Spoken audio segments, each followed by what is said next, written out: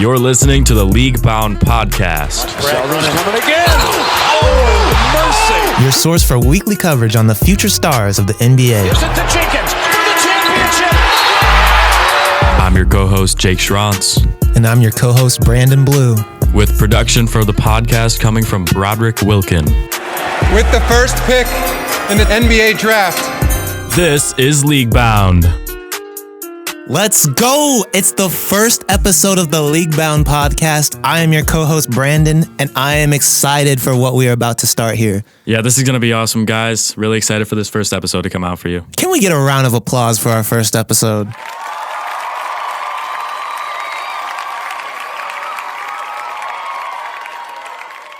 Here on the League Bound Podcast, we break down prospects and the best players in college basketball, while also talking about breaking news in the college basketball world. I am your co-host, Branden. I am a student here at the University of Nebraska-Lincoln. I'm also a practice player for the women's team. Yes, sir. That's my humble flex here. Jake, if you want to talk about yourself. Yeah, so I'm Jake Schrantz. I'm also a freshman here at University of Nebraska. I'm a double major, sports media and also broadcasting. I'm looking to get into sports announcing in the future. I've done a couple games here at Nebraska. I've done some high school football, some women's basketball. I'm actually going to get the opportunity to call a Rutgers versus Nebraska game. That'll be a nice matchup to see. But I'm really excited for this podcast. It's a big passion for me. NBA draft, college basketball. It's going to be awesome. So let's bring it over to the producer now, Broderick Wilkin. Let's see what you got to say. Yes, sir. Hello, everyone. I'm Broderick Wilkin. You can call me Brody. I'm also a freshman sports media major here at the University of Nebraska-Lincoln. I love sports. Obviously, that's why I'm here. And I think I'm really reaching towards the production side of sports media at this point. I love doing it. I'm so excited to start this podcast with you guys. I think it's going to be amazing. Now, how about we just get right into it and hop straight into the news?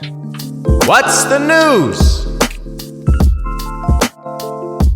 First off, in breaking news this week, we have the number one prospect of the 2022 class, Shaedon Sharpe, graduating early from high school.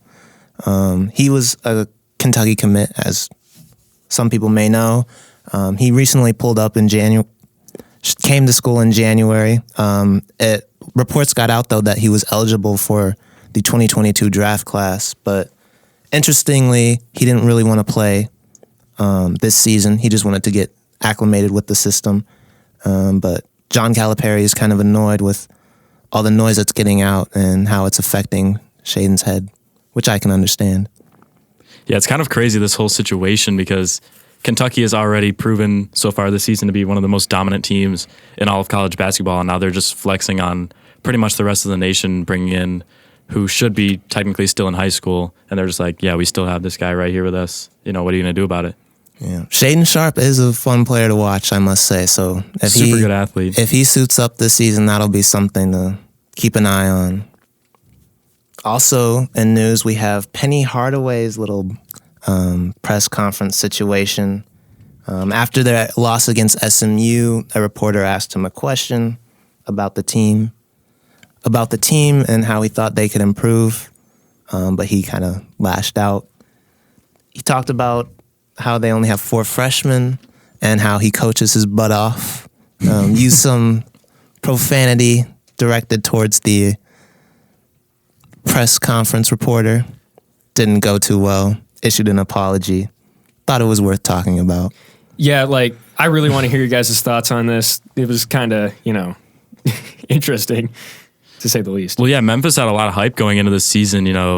Imani Bates, one of the biggest high school prospect names, in recent, maybe even the last decade. He was getting a lot of pro comparisons to some of the best players of all time. He's come in at 17 years old, reclassified. I think he's done pretty well for how old he is, but also with Jalen Duren there, who's probably a top 10 pick coming up here in this draft. They've kind of been hot and cold so far this season, which I've been not very expecting. Yeah. Coming into the season, they were a top 25 team. I know, myself included, I thought they would at least be a top 5 team when it was all said and done. But to see them fall out the rankings is really unfortunate. But getting back to Penny's interview, He talked about how he has a lot of young guys and how, they're 17 and 18 years old, which I get, yeah. But at the same time, it's like you're putting your time into these guys. And if you think that these are the people who are going to win you a championship, you've got to ride them all the way. You can't just fall short on them when things go bad and, just not hold them to that standard that you would hold older players to. Yeah, and I feel like as the coach in college especially, like, you can't really complain about your players that much because you're really pretty much in charge of the entire roster. Like, you're basically the GM of the team. If we were going to use like some pro league kind of comparisons, like in the NBA, a coach doesn't have as much input on who he can put out there through the offseason as much as like a head coach at a major university like Memphis would. Yeah, especially when you have guys like Amani and Jalen, you're probably not going to get more than 1 year out of them. So for sure, if you're there, you got to get the most out of them that you can. But I'm hoping that Memphis can turn things around. Next, we have Purdue's big upset against Indiana. That was crazy to see. Rob Finney had 20 points off the bench for Indiana, including a very clutch three-pointer to put them over in the final seconds. I'm hoping that we see Indiana finally move up into the top 25 rankings after this win. Yeah, and Purdue has been a really interesting case study for me this year because they have a ton of talent. Obviously Jaden Ivey, Zach Edey's been really impressive, especially against teams that don't have nearly the size that Purdue does. As we've seen, against Nebraska, we just couldn't compete inside with them. But, Jaden Ivey, he can attack the goal with such ferocity, but like they've been so up and down. Like Johnny Davis has been able to get the better of them on the road. Indiana's been able to beat them at home now with this upset. And so I'm interested to see how they keep going through the second half of the season. Yeah. Next, we have the Michigan State upset against Wisconsin. Johnny Davis struggled in this game, a potential Naismith Player of the Year. Struggled on 8 of 20 shooting. Spartans shot 52% from the field and 6 of 12 from three-point. Johnny Davis, he's been one of my favorite players to watch so far this year. He just dominates the ball for Wisconsin. He's clearly their best player, and it's just really interesting to see how other high-level teams can just absolutely throw a wall at him as he tries to attack the lane. Michigan State was just throwing everything they could at him to stop him from scoring, as seen with his 8 of 20 shooting performance here today. Yeah, it was an ugly game for Johnny Davis, I can't lie, especially that first half. I'm hoping that, going forward, this is something we don't have to worry about. Also, today's game, this was a good game to watch. The energy, the atmosphere was crazy. But Auburn came back from a 10-point deficit to stump the Wildcats. Jabari Smith, the forward, a potential top 3 pick as well, had 14 points, 7 rebounds, 2 blocks, followed by Walker Kessler's 19 points and 7 rebounds. Yeah, Auburn is probably going to be a favorite in March. I'm got to think for the bracket challenge. Jabari Smith has just been unbelievable this season. Like a lot of his traits I've noticed have been traits that a lot of like big wings in the NBA have shown, like Jason Tatum. Like he'll just literally get to his spot and just pull up over someone just because he's bigger than you and he's just going to make it. Yeah, he's so comfortable around the perimeter, which is something nice to see. Also, you talk about Wendell Green, Walker Kessler. I just like the way that they fit around him, and not just them, but the other players as well. But Wendell Green, he's a guy I really like because, when Jabari Smith's not on his thing, he can initiate the offense and he can go and get himself a bucket, hit a crazy 3, bring him back in the game, get him going. I love Wendell Green. Yeah, not a lot of teams are going to be able to compete with a guard coming off the bench that can average 13 points and 5 assists. Like he's just a spark plug off the bench. He kind of reminds me a little bit of Sharif Cooper that they had last year, but maybe just a little bit more aggressive in terms of, getting his shots up, which maybe that makes Auburn a bigger threat than they were last year. Yeah. Auburn's definitely my favorite to win as well. Lastly, we have the Tennessee Volunteers upsetting the LSU Tigers behind Vescovi's 16 points. Final score was 64-50. Santiago Vescovi, man, this Tennessee team has been an absolute head scratcher for me this season because just like Auburn in the SEC, a lot of these matchups within conference, they have just been back and forth all season long. They've probably been the best conference so far in college basketball. But Vescovi, today he literally just shot 3-pointers and free throws. And apparently that's enough to get it done against a team like LSU, as he put up 16 points and 6 rebounds. Yeah. I agree with what you said, though, about the SEC being one of the best conferences. It feels like every matchup is so wild and crazy, and they always have crazy atmospheres, and it just feels like you never know what's going to happen with each game when they have ranked opponents. I feel like we could possibly see 2 SEC teams in the Final Four. I definitely agree with that. And actually, I like to check myself. 16 points and 6 rebounds. That actually came from one of the favorites here in the draft class coming up from the podcast, Tari Eason. He actually fouled out coming off the bench today, but he has just been ridiculous coming off the bench this season for the Tigers. Yes, I think without a doubt he's probably their best player, but the size, the athleticism that he has, that's just something that, you can't really teach that. That's just something that, if I wish I had that on my team. But yeah, Tari Eason, he's a great player. And I think, he could potentially be a great player in the league, but we'll talk about that later. Now let's get into the stock market. Stock market, baby. The stock market.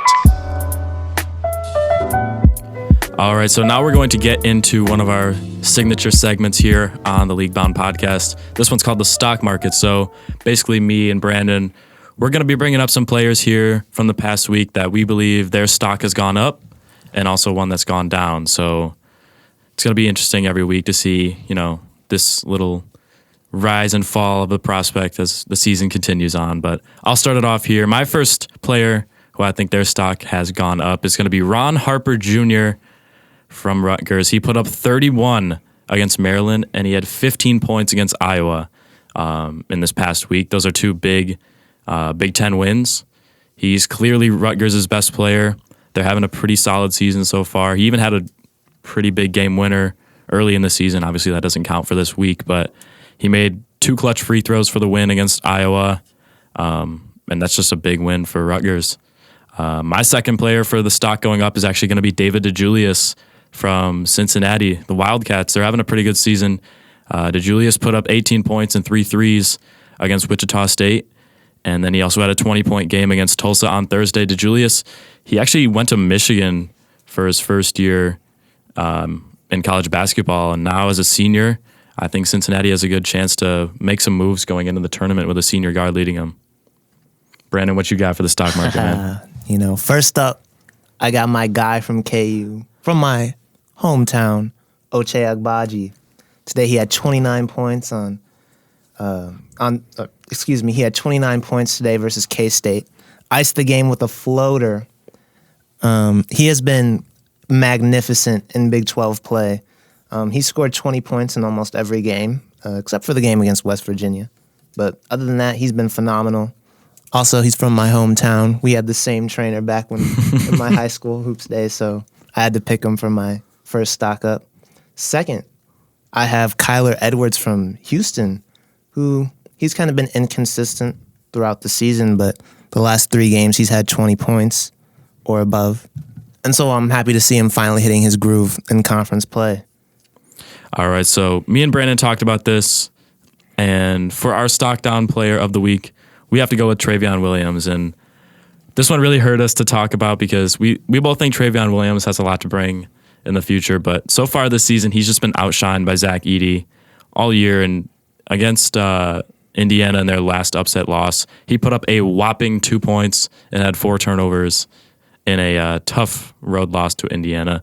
But we talked about this. We still think he has a lot to bring to the next level, right, Brandon? Yeah. With his size and skill level, a lot of people thought that he could be a potential, Naismith Player of the Year coming into this season, but unfortunately he got benched. But I still think that he has a lot of potential. Things just haven't worked out this year. Going forward, I think he'll have a bright future, and I still think that he can be a great player in the NBA. Yeah, and he's our stock down player of the week just because Bloomington's a tough place to play. That place was jumping for such a high-level matchup, but I think Purdue, they have a game coming up here, actually in a couple hours as we're recording this. They're playing Northwestern. I think that's maybe a better matchup for him to kind of get more involved offensively. And you never know, maybe he'll be our stock-up player next week if he starts to put up some good performances. Performance of the week. All right, but to kick it off for our first episode under Best Performance, we have to give it to Missouri State, Brandon, as they take down number 22 ranked Loyola Chicago in a big win for this university. Yeah, this Missouri State team had a really good game today. Throughout the season, they've been shooting 49% and 40% from the three-point line, which is really good as a team. I think that they could potentially surprise a lot of people during the March Madness run if they can make it into the tournament, because what they have is just going to catch a lot of people off guard. And I think that their best player, who we'll talk about in our next segment, Isiaih Mosley, can do some crazy things on the floor. Yeah, and with the Missouri Valley Conference, it's really up in the air at this point. Loyola Chicago was obviously the highest ranked team, but after losing this game, the top teams are pretty close in terms of record. Missouri State, they're 6-2 in the conference. Loyola Chicago 5-1. I think Loyola Chicago, probably for the more casual listener, they are probably more familiar with them as they've made some recent success in the March Madness tournament. But I wouldn't be surprised this year if Missouri State, asserts themselves and wins their first conference championship since 2010 and their second in university history. League Hymn. And after talking about Missouri State, we have to talk about our next segment here on the League Bound podcast, which is called League Hymn. Every week we're going to talk about a player, no bias in terms of the pick. It could be the number one projected pick. It could be someone who, maybe you haven't even heard of. But this week it's going to be I guess it's now the podcast's guy, Isiaih Mosley. He put up 40 in their recent matchup against Loyola Chicago on 63% shooting. Brandon, what do you have to say about that? This guy was crazy. I was rewatching some of his highlights, and he has some nice elevation on his jump shot, a good mix of separation moves to get his jumper off for sure. But the way he can take people off the dribble and just create his own shot is something that not a lot of people have in the college game. And I think that potentially that could be something very useful at the next level. Yeah, I mean, some of his stuff is just absurd. Like, he'll take a guy off the dribble, he'll get a screen, he'll get into the mid-range area. I saw him do a half spin, step back, just pull up a jumper over a guy's hand and just absolutely thread it. You don't really see that very often, and it's not going to shock me here once March comes if Missouri State just makes a run as he just carries them on their back. Kind of similar to a way Carson Edwards did for Purdue a couple of years ago. As they say now, that boy cold. He is cold. Going back in the season also, he put up 43 against Northern Iowa earlier this month. They lost that game, but I mean, he literally shot 16 for 24, 5 for 10 from 3. Like, he's just nice with it. Mm-hmm. I'm hoping we see him during March Madness because I know he's going to break some hearts. So, I mean, obviously this is a player that's not talked about a lot. How do you think he sits with his NBA potential, or does he even have NBA potential? Where he stands right now, I think he's, I'll admit he's probably not getting a lot of looks. But, when he plays some more games on the bigger stage, hopefully during the tournament, and he has another year left, so he has more time to improve his game. Hopefully he can rise up. I think what he would need to do from what I've seen is just, be a player who's brings energy, active on both sides of the ball, do the little things. And then I think it'll come. The recognition will come. Yeah, and in response to that, I would say, Max Asmus last year going into the tournament, he wasn't getting much talk at all in the national media. And then he put up some really impressive performances in the tournament for Oral Roberts. And going into this season, he was, one of the higher ranked point guards with some draft projections even. And I would say if he wants to have some NBA potential, he really has to show that even as maybe a big fish in a little pond that they would think in the Missouri Valley Conference, he's really going to have to be efficient, which he's pretty much done in his big scoring games. 16 of 24 from the field in a game where he puts up 43. Like, that is translatable for the NBA. He's also shown some pretty good handles. I think that NBA scouts would probably like to see a little bit more playmaking from him. He's not really much of an assist guy right now. He's pretty much just a bucket getter, which that's what Missouri State needs him to be. So maybe that just isn't being shown off at this point. I'm not too sure. But yeah, I kind of like the idea of Missouri State making some big runs. Asking, where next? That's so unfortunate. Unlucky. Oh right. my. Bro, it is warm in here. It's 79 degrees. I'm okay, are we sweating? Okay, that actually needs to be mentioned on the podcast. It's 79 degrees in here. Okay, I'm changing the temperature. I'm sweating. I can't have like 3 layers on. I'm sweating. I'm burning up in here. I'm sweating my, I don't know what. Is the AC just not working in here? All right, we got the AC on in here. Production running smoothly as always. Sheesh. Let's get back into this. All right, so yeah, that pretty much wraps up League Him for week 1 here. Isiaih Mosley, congratulations, brother. You're the first week's champion here. So now we'll move forward into our prospect breakdown. So basically in this section, we're going to take basically a top projected player here and break down, what they do well, what they can work on, and where we see them kind of moving into the NBA here on the League Bound podcast. Brandon, you want to break down our first week's prospect breakdown? So first up, we got Paolo Banchero, a forward from Duke. Coming into this season, he was a top 2, a lock for a top 2 spot. Some of his physicals, he's a 6'10 beast, 250 pounds, only an inch shorter than Giannis, by the way, wider than Giannis. That's crazy. Yeah. He will be 19 years old when drafted.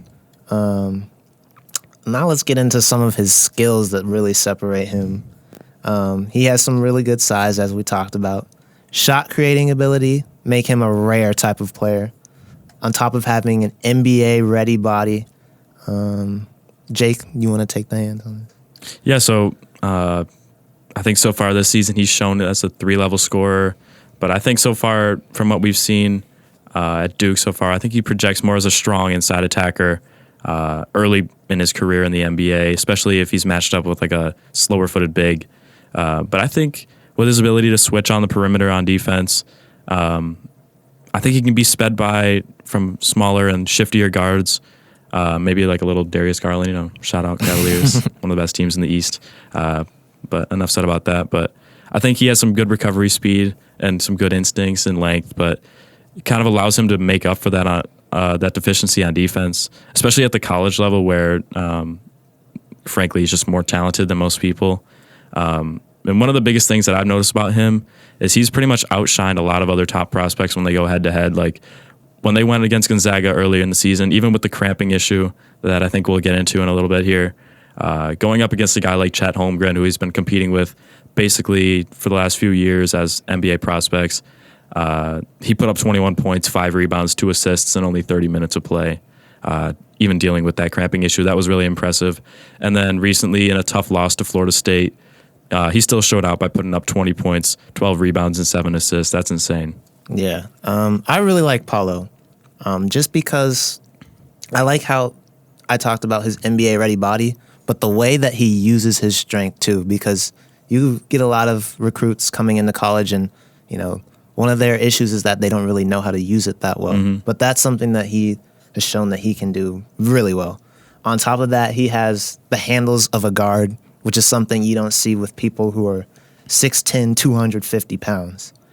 And at the next level, I think that's something that's really going to be a tool for him and something that can help him separate himself from other players. One thing I would like to see him improve on, though, is just that pull-up jumper. It's something we honestly don't see much from him now as we're further into the season. But I think that having that pull-up jumper, especially at the next level, when he's not going to be able to just use his strength to beat everyone down and just blow them by in the paint. But if he gets that jumper down, I think that he's going to be, without a doubt, an all-star, but I think he could be a potential superstar in this league. And going back to his defense, I think what separates him is that he has the physical tools to be an all-defensive NBA player. For sure. And once he gets in the gym with developers, coaches, high world-fashion coaches, he's going to be a potential all-defensive first-team player. Yeah, and I think back to what you said about, the pull-up game, wanting to see a little bit more from that. We've seen guys like Jason Tatum who are kind of similar to Paolo in that they're kind of like taller wings. But like Jason Tatum has shown throughout his entire career so far, like with that pull-up jumper, he's just almost unguardable at times, especially in transition. But we've seen guys like Giannis, who we already said, like he has a lot of physical similarities to Giannis. Even he so far, still in his career, he's struggled with just having the pull-up jumper, and that's something he's been criticized for a lot. But another really impressive thing here for Banchero, he scored in double figures in every single regular season game this year, including 8 20-plus point performances. And over 20% of his shots from the field, they come from a three-point range, which I think is a good look for his future potential as a more perimeter-centric league like the NBA awaits him. Yeah, you talked about it. The league is changing, We're starting to see players become more versatile, have that, they're more three-dimensional. They can do more than one thing, and that's what's good about Paolo. So, kind of bouncing back, you guys mentioned a little bit about weaknesses, but really what truly worried, and if there even is, this guy is just a raw athlete, raw talent. He's just unbelievable. What weaknesses, NBA-type weaknesses, do you guys see in him, and are they fixable? Are they a concern? Should you be concerned? Is it a concern? I kind of touched on it a little bit, but, I feel like now he relies a lot on his strength. It's college. That's good that he's doing. But I just want to see him find other ways to score, show a little more finesse with, when he gets in the paint, that pull-up I talked about. Also, his three-point shooting, I want to see him get a little more refined in that area. But for the most part, I don't have a whole lot of concerns. Yeah, and for me, kind of similar to Branden, the concerns in terms of like individually, I'm not really sure how many of those there are, but looking at him here for Duke, he's playing with one of the best centers in the country in Mark Williams. Trevor Keels has played really well so far this season, even though he just dealt with an injury recently. Wendell Moore is having one of the best seasons he's had in his career. So he's playing with a lot of guys that, at least in college, are like very high-level players, and that makes Duke pretty much a juggernaut as you add Paolo into that mix. Mm-hmm. But seeing as we've talked about, he's probably a lock for a top 3 pick. He's probably not going to be going to a situation where any of that is the same as he's been dealing with for the last year. So I'm not sure how much that's going to translate. We've seen against Florida State, they got the better of Duke that night because, he didn't get what they needed from his supporting cast. So we'll see. I'm very interested to see how he does as trying to carry a team as clearly their best player. I think he is their best player this year, but, the separation might be a little stronger in the NBA. And going back to your point about him having a lot of talent around him this year, Paolo's a really good player. But I think he's not like a crazy playmaker who, he's going to get 10 assists every night and get all his teammates involved. So I feel like wherever he gets drafted, it's important that they get pieces around him that complement him. So, yeah. I do have kind of a large concern, and it really buzzed around in the media for a long time. It was quite concerning, is his absolutely absurd sweating and like weight loss from just sweat, losing water, and needing to drink a ton of water during games. Hasn't it like pulled him out of games too, right? Yeah, that dude be sweating, bro. Yeah, 7 pounds a game. That is crazy. But it seems like they've got it under control now. The last I've really heard about that was, I think, the Ohio State game. But since then, he seemed to be fine. There haven't really been any issues. But I think, especially at the next level, he'll have some better, physical and health facilities. So I think that it'll be fine. Yeah, and I think whatever organization invests in him in the top 2 pick, they're going to literally do anything they can to keep him healthy. And I think I'd be more concerned if it was kind of this information was coming from himself, and him being individually concerned about what's going on. But so far, that really hasn't been the case. So I think he'll be all right. And one last question before we move on here. How do you think he will be a definite first? A lot of people are predicting him at first, but is he really just that you have to get him? Anyone who gets the chance at that first overall pick will take him? Or is there a situation where someone might want Chet Holmgren or another player? I think this might be one of the rare draft classes where it's not necessarily a concise pick at the number 1 pick, but with that being the case, it's not because someone isn't like good enough or worthy of being the number 1 pick. I think there's probably 3 players at least in this class that would be number 1 picks in a lot of other draft classes. What do you think, Brandon? Yeah, I agree. I think coming into the season, it was Paolo, but seeing Jabari Smith out of Auburn kind of rise up, especially they're kind of similar players too. Definitely. So it's kind of blurred that line a little bit. But honestly, I don't think you can go wrong with either one. I think that they'll both end up being phenomenal players. Paolo, I think he'll be an all-star. Same with Jabari. So, You want to move on to some trivia, Brody? Yes, sir. hit us with it. Trivia.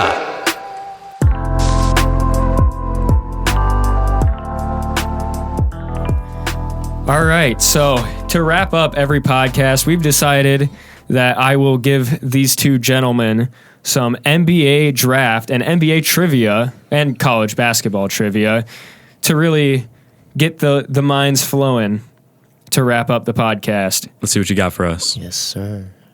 So for the first question, we're going to go a little bit simpler, and then we're going to go to stuff that I would be extremely surprised if you actually know. We'll start here with who got the second overall pick in 2007? Oh, the Seattle Supersonics. Is that correct? Okay. Who was drafted? Kevin Durant, I want to say. Okay, you got that too. And what college did he play for? Texas. Okay. Yes, sir. That one's a little bit Brandon. easier. We'll do one more, and then it falls off the cliff. Okay. So, who had the number 1 overall pick in 2008? 2008. And who was drafted? I should know this, but I want to say the Chicago Bulls. That is correct. Oh, let's go. Oh, my. I'm different. Derrick Rose. Derrick Rose. That was the Yep, first pick. Of course. Correct. Of course. Let's go, Brandon. 2 for 2. And then who? I have a soft spot for Derrick Rose, of course. And here we go. We got 2 more left here. I'd be very surprised if you get this right. The history of Russian basketball players in the NBA is slim, but in 2004, in the 2004 NBA draft, things were a little different.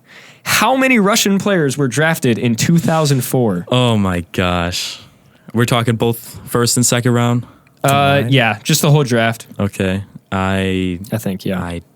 I couldn't tell you. I'm just going to have to take a wild guess. What do you think, Brandon? Take a shot. I'm going to take a shot. I'm going to go with 5. Okay. 5. I want to hear yours. Yeah, give a shot, Jake. Seeing as you build this as a rare occurrence, I still don't think it's going to be that high. I'm going to take a wild guess of 3. Okay. And the answer is 4. You both were off by 1. Wow. That's crazy. Are you You kidding guys were me? close. But yeah, that is just an absurd stat I found somewhere, and it's just like, okay, it's kind of crazy. Yeah, that's pretty insane. All right. I hope I don't butcher this guy's name, but this player was never drafted. This one is like, you're not going to guess this, Oh, but boy. okay. This player was never drafted, but in 2012, after many years in Europe, Argentine point guard Pablo Prigioni, Pablo Prigioni, yeah. Prigioni, okay, you got it right first try, became the oldest rookie in NBA history. How old was 36. he? 36. Wow. 36. That has to be. You know that? That has to be. I'm going with Brandon's answer. He was confident about that one. I know Pablo Prigioni. I've watched a fair amount of bad Knicks years. I know he was super old when he was in the league, but I'm going to be honest. I forgot to write that down. It's let me pull that up quick. I'm pretty sure unless the website's wrong, it's 35. So you were off by literally one. You were off by literally one. Take a quick pause here. I remember those Pablo days. That's crazy. Bad Knicks days, bruh. Pablo Prigioni rookie age 35. He was 35. Okay. So I was right. You were off by one. You were off by one. I'm extremely surprised you got that right. And I think that's all for today. Yeah, guys, really excited to keep this podcast going. I think this has been a good one. Brandon, you want to sign us out? Yeah. I just want to say everybody should stick along for the ride. We have some big goals and dreams planned for this podcast, and we've got some crazy things planned, so stay tuned. Yeah, the production quality, it's going to be high. We know this man Brody's going to get it done for us, so follow us on social media at Leaguebound Podcast on Twitter. We have a YouTube channel. Subscribe to their Leaguebound Podcast. Follow me on Instagram and Twitter. On Twitter at Jacob Schrantz. Brandon, you want to give your socials? Yeah, follow me on Instagram at bblue_23. Give me the follow. And you can follow me at Brody Wilkin, or at Brody Wilkin on Twitter, and at Broderick Wilkin on Instagram. That's it. And my YouTube channel is also Broderick Wilkin. You can follow that too. Got some sick edits. For sure, enjoy them if you want to. This man Brody goes crazy with the edits. 100%, bro. All right, well, thank you everyone for listening. This is Leaguebound.